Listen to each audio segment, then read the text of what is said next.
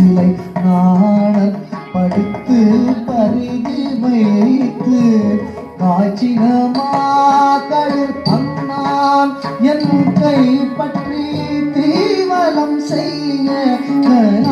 கண்டேன் தோழினான் வாய் நல்லார் நல்ல